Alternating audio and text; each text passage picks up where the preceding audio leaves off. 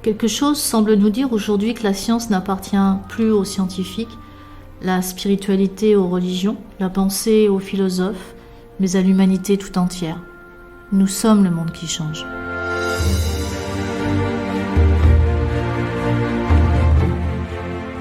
Nous sommes le monde qui change, un podcast dont le but est d'apporter un autre point de vue sur la réalité. Avec Pascale de Gaillatis, physicienne et chercheuse transdisciplinaire, et Sandra Franc-René, journaliste.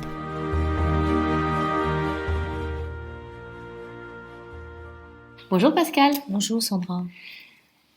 Pour ce troisième podcast, j'aimerais qu'on aille un tout petit peu plus loin. Tu nous as expliqué jusqu'à présent qu'il était important de ne pas se laisser happer en étant centré sur les projets en ce moment qui nous font du bien, qui nous font plaisir. Et en même temps, nous sommes tous des citoyens, on peut être dérangé par ce qui se passe en ce moment, les projets de loi qui sont votés.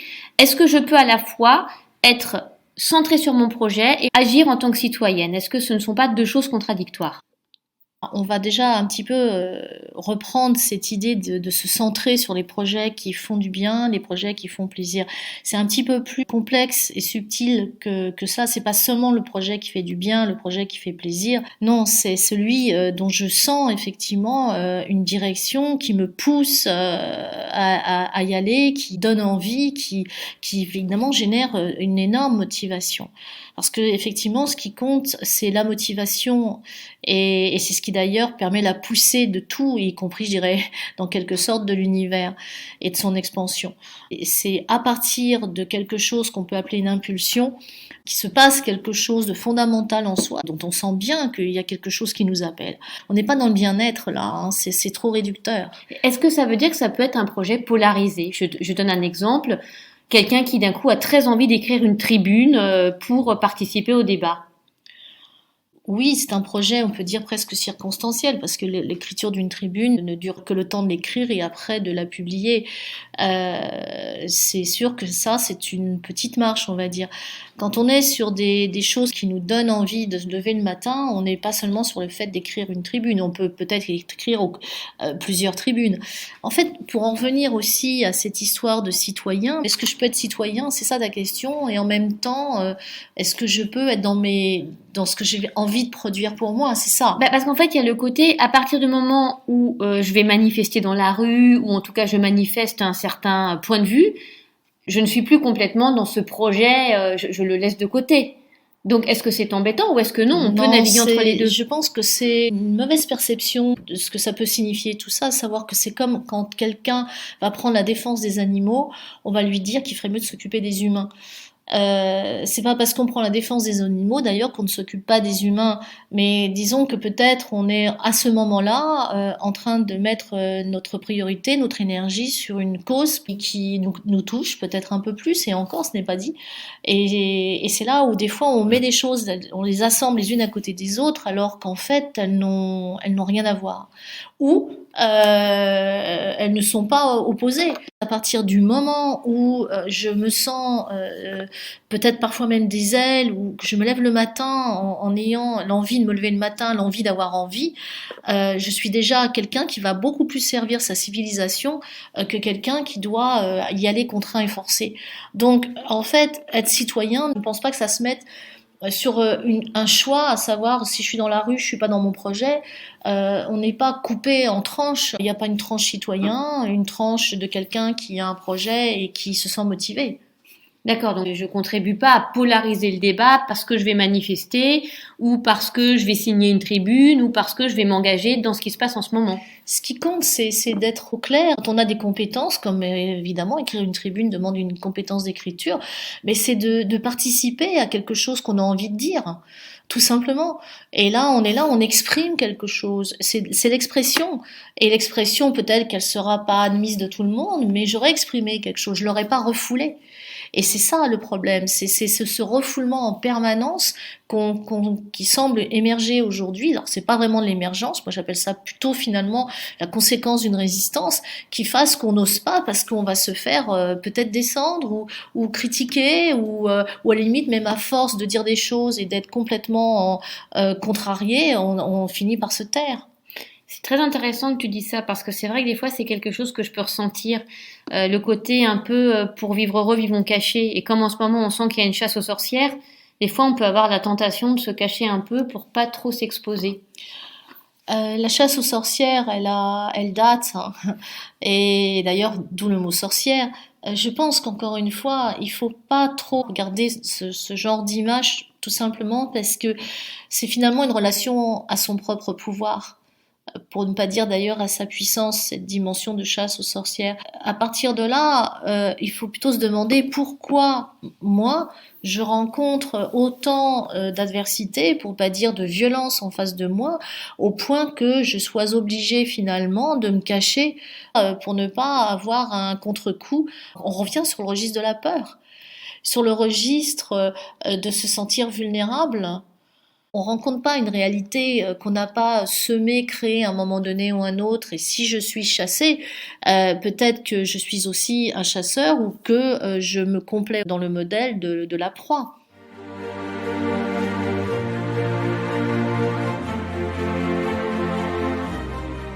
Alors, tu parles de se créer une réalité. Ça m'évoque un rêve que j'ai fait il y a quelque temps et que je voulais partager avec toi pour voir si c'est quelque chose qui pouvait s'ancrer dans la réalité. Pour le faire court, j'ai rêvé que je voulais prendre le métro. Impossible de descendre les marches parce que le métro était inondé, il y avait de l'eau partout. Et tout d'un coup, hop, je me retrouvais sous le métro. J'avais réussi à y rentrer sans que je sache comment. Et sous le métro, il n'y avait pas d'eau en fait. C'était comme si l'eau était juste, on va dire, empêchée de passer. Tu veux dire sous le métro, c'est-à-dire à l'intérieur Voilà, à du l'intérieur métro, des couloirs. J'étais à l'intérieur des couloirs, il n'y avait pas d'eau, tout se passait bien. dans l'underground. Voilà. Et au moment où j'étais dans l'underground, je me disais, ah mais mince, puisqu'il y a quand même de l'eau pour sortir, je vais rester coincée, comment je vais faire pour sortir? Et j'avais pas fini de me poser la question que, hop, j'étais dehors. Comme si il avait suffi d'un claquement de doigts, à partir du moment où j'en avais la volonté, pour rentrer ou sortir, sans même me poser la question du comment. Dans la réalité, à partir du moment où on est aligné sur ce qu'on veut, les choses peuvent émerger comme ça, arriver presque en un claquement de doigts. Le claquement de doigts, c'est fait un petit peu magique. Comme je dis souvent, non, non, non, c'est pas magique, c'est plutôt les lois de la matière. Là où elle se constitue, cette matière, cette donnée que j'appelle quantique, et qui fonctionne sur l'émergence, beaucoup sur l'émergence. L'alignement de l'être lui permet de pouvoir effectivement, en quelque sorte, rencontrer ce qu'il veut. Mais c'est un petit peu réducteur parce que quoi qu'il en soit, que tu sois aligné ou pas aligné, tu rencontres quand même toujours ce que tu veux. Encore faut-il définir à quel niveau de ta conscience. Parfois même c'est très inconscient. Et quand on rencontre un fait dans cette réalité, c'est qu'on l'a à un moment donné à un autre préfabriqué en amont. Et donc évidemment il n'y a pas de surprise. Alors parfois c'est surprenant parce que c'est plutôt piloté par l'inconscient et on se dit mais non c'est pas ça que je veux. Mais ce qui est important c'est pas tant ce que je rencontre mais la façon dont j'y réponds. Et ce qui compte dans ton rêve c'est la façon dont tu as répondu en fait à cette observation que tu faisais d'être dans la capacité finalement de pouvoir choisir. Et encore une fois, exister, c'est choisir. Donc ce que tu comprends à ce moment-là, c'est que finalement, tu peux choisir. Tu as le choix. Le nombre de fois où on entend je n'ai pas le choix, mais je pense que l'époque nous pousse aujourd'hui à nous repositionner et à se poser des questions sur ce fameux libre arbitre, sur ce choix d'avoir ou de ne pas avoir. Euh, et en définitive, on se rend compte que l'être a ce pouvoir du choix. Et ce qui était intéressant dans le rêve, c'est que finalement, il n'y avait pas de comment. C'est-à-dire que pour rentrer, je me suis pas dit, oulala, comment je vais faire? À partir du moment où je l'ai voulu, je suis rentrée. Exactement pareil pour sortir. Est-ce qu'aujourd'hui, l'époque nous pousse à ne plus se poser cette question du comment? Ça serait très bien parce que le comment n'a jamais été notre job à nous en tant qu'êtres humains. Nous n'avons pas créé l'univers, nous n'avons rien créé en fait. Par contre, on est là et on est quand même quelque part des créateurs, mais à partir d'une matière préexistante. Et donc, en fait, on est là et je dirais plutôt qu'on est des modélisateurs, qu'on joue avec cette matière. Ce qui est intéressant, c'est que quand tu as parlé de ton rêve, c'est maintenant que tu dis, mais tu parles d'un état intérieur parce que c'était pas très clair le fait que tout d'un coup tu dises, quand j'ai décidé d'être dedans, j'étais dedans, et quand j'ai décidé d'être dehors, j'étais dehors. Tu l'as pas énoncé comme ça. Donc tu nous as montré une image d'un personnage qui effectivement arrive à être à l'intérieur et à bout d'un moment, très rapide d'ailleurs, finit par être dehors et en sécurité. Mais tu nous as pas parlé de ton fort intérieur. C'était de l'instant. Mais en fait, je crois que dans le rêve, Et j'avais tu, même pas eu le temps de terminer de me poser la question que j'étais déjà sortie ou j'étais déjà rentrée. C'était de l'instantané. Eh bien, exactement, c'est exactement le modèle de ce que nous sommes en train de rencontrer aujourd'hui. Et on est en train de passer d'un espace à une espèce différente, une espèce que j'appelle quantique, qui passe plus par la transformation, mais par une forme de mutation. Et dans cette mutation, tout est instantané et spontané. C'est-à-dire qu'il n'y a plus de trajet entre le moment où tu as une intention et le moment où tu rencontres cette intention. Et ça, c'est une promesse. Et ça, c'est peut-être effectivement le moyen qui se prépare pour nous de pouvoir venir à bout, en quelque sorte, de tous nos champs de difficultés, pour pouvoir basculer peut-être dans des champs de possibilités et des possibilités qui s'offrent à nous, mais quand je dis s'offrir, ça veut dire qu'elles émergent d'un coup comme ça, spontanément, instantanément. Alors ça, c'est super parce que c'était un beau rêve, hein. Mais dans la réalité, si moi j'ai envie que les choses se concrétisent aussi vite, est-ce que je le peux ou en tout cas, est-ce qu'il suffit de m'en convaincre? Est-ce que c'est une question de croyance? Bref, sur le plan, on va dire vraiment physique, puisque toi, tu t'appuies toujours sur les doigts de la physique pour expliquer, pour étayer tes propos. Comment ça s'explique ça, cette instantanéité? Elle s'explique parce qu'elle est toujours là, mais que nous ne le voyons pas, que nous l'observons pas. Comme je l'ai dit, on souffre d'une crise de perception. T'es pas en train de te demander comment tu vas faire pour rentrer chez toi. Non? Spontanément, instantanément, tu marches sur le sol et le sol, en fait, finalement, il est sous tes pas à chaque pas. Ouais. C'est exactement la même chose. T'as pas besoin de construire une route pour rentrer chez toi. Non. Et c'est là où nous ne voyons pas à quel point la matière, elle est sous nos pieds, en fait. Elle est autour de nous, elle est partout, elle est prête, elle est là. Et qu'elle fait que d'émerger. Tant que nous le réalisons pas, tant que nous le conscientisons pas, nous nous sentons séparés finalement d'un résultat, d'une réponse.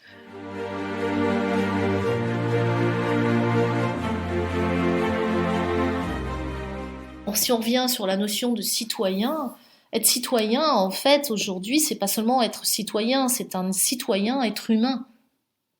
Quel citoyen je serai demain? Quel citoyen je suis aujourd'hui? Le citoyen n'est pas décorrélé de ce qu'il est, de la personne avec qui il vit, du travail qu'il fait. C'est juste une fonction d'une unité de conscience qui évolue en fait dans une société.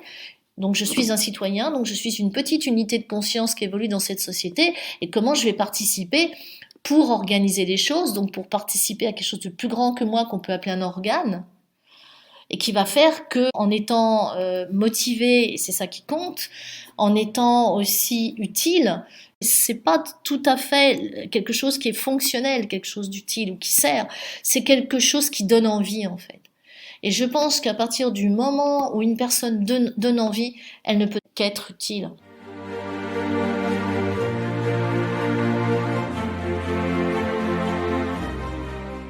Pour revenir à cette notion d'instantanéité qui, moi, me questionne beaucoup, est-ce que ça suppose qu'on fasse un travail sur nos croyances aussi? Se dire déjà que c'est possible?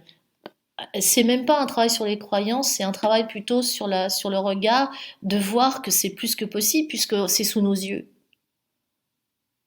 Mais nous ne nous posons pas forcément les bonnes questions, nous ne regardons pas forcément là où il faudrait regarder. Tu vois, quand je te dis tu vas rentrer chez toi, tu bâtis pas le chemin. Est-ce que tu avais vu cela comme ça? Pas du tout. Parce que ça a l'air tellement presque idiot ce genre d'observation, alors qu'elle est fondamentale en fait. C'est que on n'a rien à produire, on a juste à choisir. Et qu'est-ce qu'on gagnerait comme énergie en sachant ça? Le comment, c'est pas pour l'être humain. Lui, il est là et il pose son choix. Je choisis de partir de ce travail, même si je ne sais pas comment. C'est son choix. Et c'est là où il se positionne dans l'espace avec cette volonté, avec cette envie, ce désir, peut-être parce que justement, il se sent plus bien là où il est. Et il arrête de résister à cette espèce d'injonction, je dirais même, ou d'impulsion qu'il a de partir, mais il reste parce que, soi-disant, il se sent vulnérable, peut-être qu'il ne retrouvera pas du travail, peut-être ou pas si tôt, etc. Alors qu'en fait, plus il va tenir, plus il va souffrir. Je prends un autre exemple parlant. J'ai envie d'écrire un livre, j'ai envie de faire un film. Je vais pas me poser la question du comment. Non. Je me lance, j'écris ce que j'ai envie d'écrire. Exactement. J'ai juste presque envie de te dire des choses qui pourraient être encore un peu plus... comment avec un stylo et une feuille de papier, je vais te répondre si tu veux savoir le comment. S'acheter un stylo plume. C'est ça, exactement, par exemple.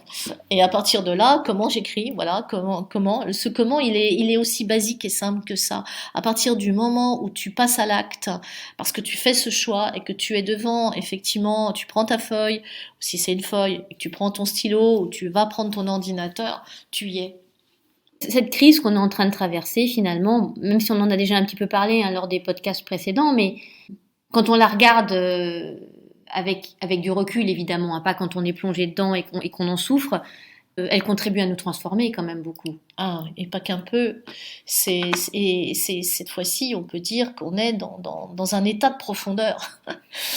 Et non pas l'état profond, c'est ça? Et non pas l'état profond, exactement. C'est peut-être pas un hasard d'ailleurs qu'on parle d'état profond parce qu'il est question de descendre dans cette profondeur, dans cet infini de l'être, là où tout se joue. Cet infini, je dirais, du dedans, à l'intérieur, et non pas l'infiniment petit. C'est ce qui fait qu'on peut se parler, c'est ce qui fait qu'il se passe des choses. Donc là, à toutes les personnes qui en ce moment ont peut-être des envies, des projets et qui se posent des questions, finalement, l'idée ce serait de leur dire vous trouvez plus d'excuses, allez-y. Allez-y. Ce serait exactement ça. C'est ça, 2022 2022, de se laisser aller plutôt, ça sera beaucoup plus élégant et plus juste, dans des images qui sont en nous, qui sont profondes et qui nous attendent depuis très longtemps mais qu'on n'a pas osé regarder. C'est la première chose. Ensuite, je pense que je ne mets pas à côté cette histoire de citoyen, ça veut dire par là, alors je m'occupe de moi et puis je vais pas forcément manifester parce que je suis pas d'accord. Je vois pas en quoi ceci opposerait cela. Il faut s'écouter encore une fois. Si moi j'ai envie de dire quelque chose avec les autres dehors, pourquoi j'irais pas? C'est tout. Mais ce qui est peut-être intéressant, c'est de se poser la question pourquoi j'y vais? Voilà. Qu'est-ce que je veux dire? Qu'est-ce que j'essaye d'exprimer moi avec les autres là. Ce qui est important, c'est pas seulement d'être là et d'attendre quelque chose qui change ou on supprime quelque chose comme voilà toutes les manifestations qui se font actuellement contre le pass vaccinal. Il faut aller beaucoup plus loin parce que ça c'est rien, c'est de montrer qu'on existe. On n'est pas des statistiques en fait, on est des êtres humains. Et à partir de là, on a quelque chose à créer en communauté. Et on est là effectivement pour créer cet espace de liberté. Mais l'espace de liberté n'est pas seulement d'avoir la liberté c'est aussi de comprendre ce que c'est que l'espace. Et ce que c'est que le champ libre. Et que de comprendre que l'être en fait produit sa prison au même titre qu'il produit sa liberté.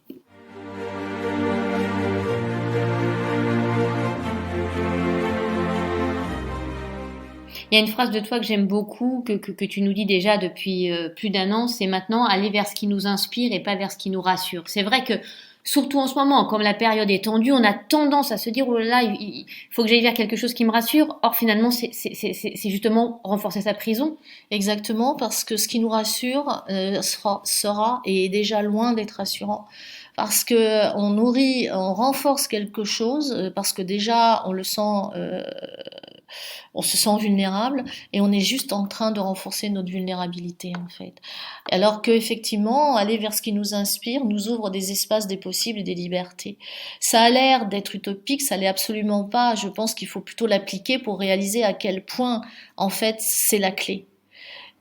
C'est vraiment la clé. Si je me lève le matin avec la boule au ventre, que j'y vais quand même, parce que soi-disant je n'ai pas le choix, et que sinon, effectivement, je risque de ne plus payer mes factures, ça vaut pour les gens qui n'en peuvent plus d'un boulot, et c'est vrai pour plein d'autres choses, eh bien, je suis en train là de voir à quel point je suis encore en train d'être plus violente, de me faire beaucoup plus de mal.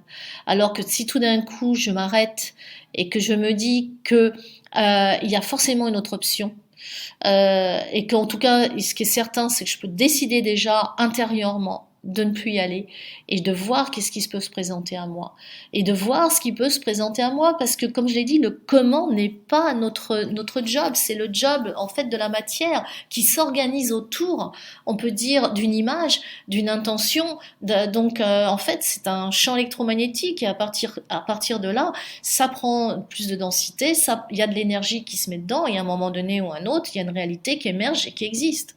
Tu as utilisé le mot « il y a une autre option ». Oui. Ce terme-là, tu l'opposes au plan B. C'est vrai qu'on entend souvent les gens dire le plan B. Toi, je sais que le plan B, non. Tu dis toujours qu'il y a un plan A. Est-ce que tu peux juste nous expliquer cette nuance? Déjà, quand je parlais d'autres options, c'était une option qui nous amenait vers la liberté. Donc l'autre option, ce qui me rassure, c'est ce qui m'inspire. Et je dirais même c'est l'option. Et c'est donc ça le plan A. En définitive, le plan B, c'est un lot de consolation. C'est déjà une image qui va tronquer l'image de base et donc celle que j'ai et celle que j'aimerais atteindre surtout et celle que je devrais nourrir totalement. C'est comme si je louchais pour essayer de trouver une image qui sera ni un plan A ni un plan B. Il faut vraiment bien avoir en soi cette image de base qu'est ce plan A et ne pas essayer de mettre à côté une illusion d'une autre image parce que sinon forcément on va perdre énormément d'énergie et dans une certaine mesure on va beaucoup plus arriver vers le plan B que vers le plan A. Moi, je sais que je l'ai banni de mon vocabulaire depuis. En définitive, je pense que la réalité est tributaire de la façon dont on l'aperçoit. Et ce qui paraît essentiel aujourd'hui, et ne serait-ce que pour commencer cette année, qui sera encore une année cruciale, c'est vraiment d'ouvrir grand les yeux. Comme un enfant aussi, hein. Quand je dis ouvrir grand les yeux, c'est ce côté aussi d'essayer de reconnecter avec l'émerveillement, plutôt qu'avec même le fait de chercher à atteindre un but.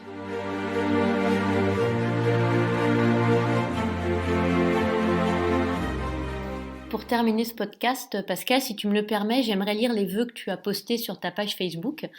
Parce que le jour où je les ai découverts, par hasard, entre guillemets, j'étais un petit peu perturbée par ce qui se passe en ce moment, par le contexte, j'étais pas bien. Et je suis tombée dessus et tout de suite, voilà, ça m'a remonté et je me dis que pour les gens qui n'ont pas eu la chance de les lire, peut-être ils peuvent les entendre aujourd'hui.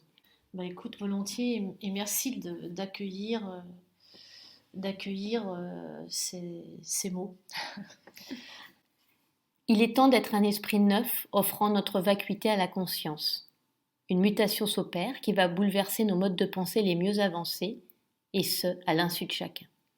À l'époque cruciale où nous vivons, la connaissance de l'univers passe aussi bien par la science, dans ce qu'elle a de plus avancé, que par une plongée en soi. Nous sommes invités à cette mutation en nous laissant porter, inventés par un courant qui devient de plus en plus fort. Ne nous accrochons pas au passé, à la duplication de nos expériences bâties sur le modèle de la survie. Plongeons dans la vie, osons l'émergence. Je vous souhaite une lumineuse année 2022. Qu'est-ce que c'est beau.